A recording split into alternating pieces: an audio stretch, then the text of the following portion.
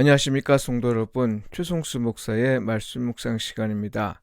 말씀 묵상은 그리스도인의 온전한 예배를 위해 서로 세우는 교회에서 제공합니다. 오늘 묵상 본문은 에베소서 3장 1절로 21절까지의 말씀입니다. 바울의 사명과 기도, 이 제목으로 말씀을 묵상하겠습니다. 유대인의 관점에서 이방인이 예수 그리스도를 믿는다는 건 그리 놀라운 일은 아닙니다. 어떤 종교에서든 개종자를 얻는 일은 흔히 있는 일이기 때문이죠. 특히 유대인에게 정말 놀라운 일은 예수 그리스도를 믿는 이방인이 하나님의 백성이 되어 이스라엘에 주어진 약속을 함께 받는다는 사실이죠. 이는 이방인들이 복음으로 말미암아 그리스도 예수 안에서 함께 상속자가 되고 함께 지체가 되고 함께 약속에 참여하는 자가 됩니다. 이게 너무 충격적이고 놀라운 일이라 유대 그리스도인들은 쉽게 납득할 수 없었는데요. 그래서 그들은 이방인 그리스도인이 하나님의 백성이 되기 위해선 최소한 할례를 받아야 한다고 주장한 겁니다. 이 일로 인해 바울과 격렬한 논쟁을 벌인 건 잘 알려진 사실이죠. 여하튼 이방인이 예수 그리스도를 믿어 하나님의 백성이 되는 이 사실을 바울은 그 뜻의 비밀, 은혜의 경륜, 계시로 알게 한 비밀, 그리스도의 비밀, 비밀의 경륜 등으로 표현하였습니다. 특별히 비밀이란 표현을 자주 사용한 까닭은 이 사실이 이전 세대에서는 알려지지 않은 것으로 성령께서 예수를 믿는 자들에게 알려주신 것이기 때문입니다. 그러니 전통을 중시하는 유대 그리스도인이 놀라는 건 당연한 일입니다. 그리고 이 비밀을 복음이라 한 건 그것이 세상의 열방에 참으로 기쁜 소식이기 때문입니다.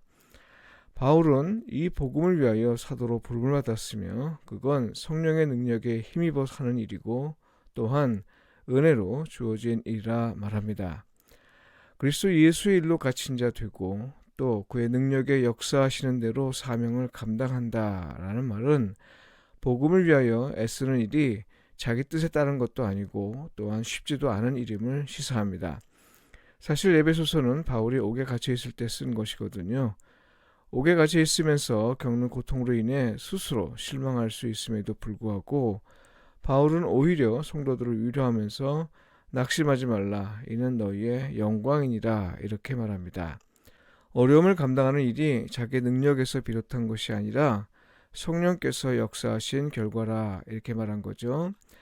혼란을 만나면 사람들은 피하려 하지만 바울은 오히려 혼란을 통해 복음이 옳음을 입증하는 것으로 여겼습니다. 그래서 너희의 영광이라고 말한 거죠. 여기에 대해 은혜의 선물을 따라 일꾼이 되었다고 했는데요. 복음을 위하여 살면서 환난과 핍박을 받는 삶을 오히려 은혜로 여겼다는 사실이 놀랍습니다. 그러니까요. 자기는 옥에 갇혀 있으면서도 오히려 옥 밖에 있는 성도를 위로할 수 있었던 건 그가 자기 사명을 은혜의 선물로 여겼기 때문인 거죠.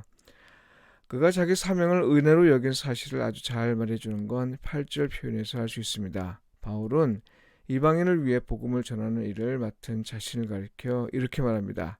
모든 성도 중에 지극히 작은 자보다 더 작은 나에게 이 은혜를 주신 것.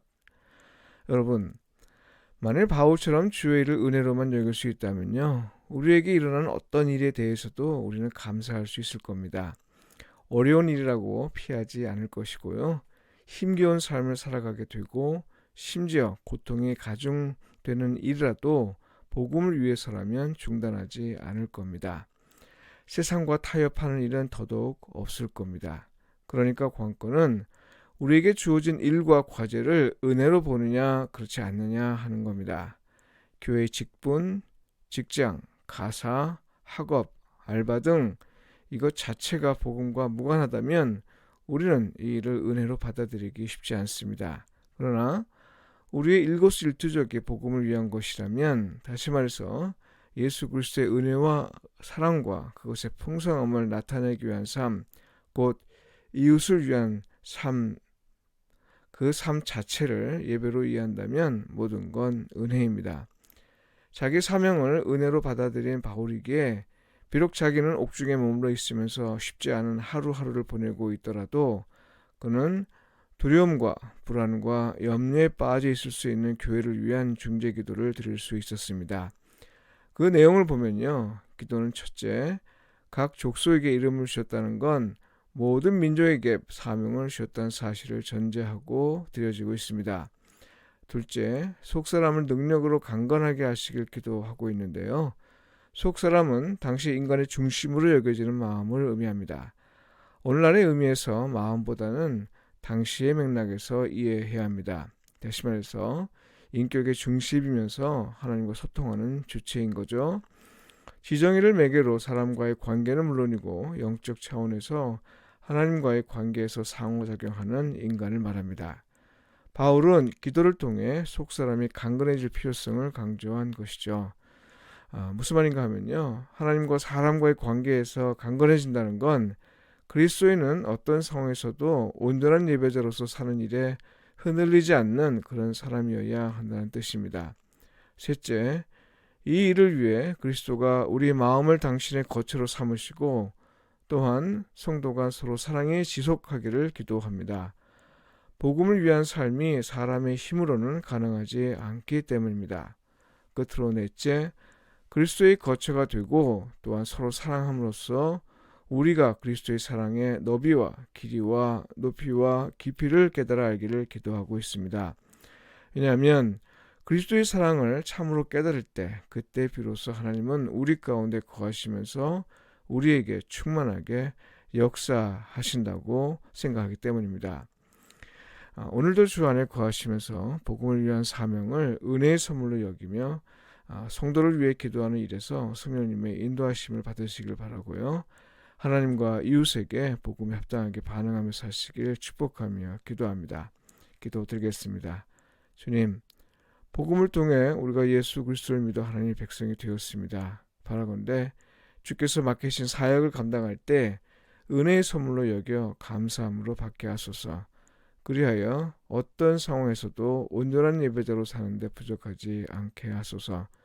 성도를 위해 서로 사랑하고 기도하는 일에서 게으르지 않게 하소서. 예수님의 이름으로 기도드립니다. 아멘.